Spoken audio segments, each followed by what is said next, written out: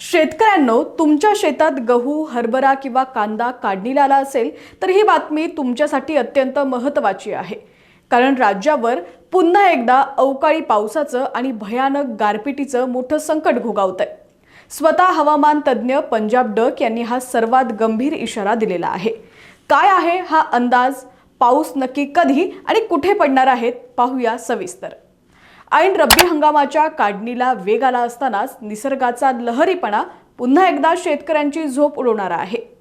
Punjab duck यांनी दिलेल्या ताज्या हवामान अंदाजानुसार 29 मार्च पासून राज्यात अनेक ठिकाणी अवकाळी पावसाला सुरुवात होणार आहे. सर्वात आधी याचा फटका बसेल तो उत्तर महाराष्ट्राला. 29 तारखेपासून नंदुरबार, धुळे, मालेगाव आणि नाशिक परिसरात पावसाला सुरुवात होणार आहे. आणि विशेष म्हणजे नद्या, धरणं आणि कॅनोलच्या बाजूला मोठ्या प्रमाणात गारपीट होऊ शकते. त्यामुळे नाशिकसह उत्तर महाराष्ट्रातील कांदा उत्पादक शेतकऱ्यांनी विशेष काळजी घेण्याचं आवाहन त्यांनी केलेलं आहे.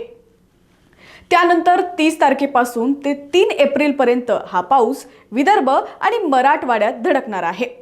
नागपूर, अमरावतीपासून ते नांदेड, परभणी, लातूर, धाराशिव, बीड, जालना आणि छत्रपती संभाजीनगरमध्ये वादळी वाऱ्यासह पावसाची आणि गारपिटीची शक्यता आहे.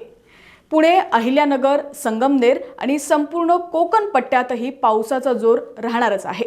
तसंच आपल्या सोलापूर, पंढरपूर आणि आसपासच्या परिसरातील शेतकऱ्यांनीही गाफील न राहता हवामानातील बदलानुसार वेळीच आपल्या पिकांची सुरक्षितता पाहणं गरजेचं आहे.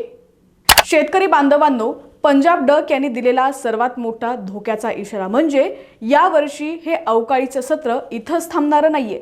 इथून पुढे दर 10 दिवसांनी राज्यात असे अवकाळी पावसाचे आणि गारपिटीचे धक्के बसत राहणार आहेत.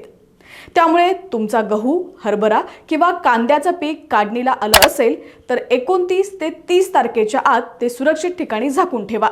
निसर्गाच्या या लहरीपणाला तोंड देण्यासाठी आपल्याला आता सज्ज राहावं लागणार आहे. सध्या तुमच्या भागात ढगाळ वातावरण आहे का? खाली कमेंट करून नक्की कळवा.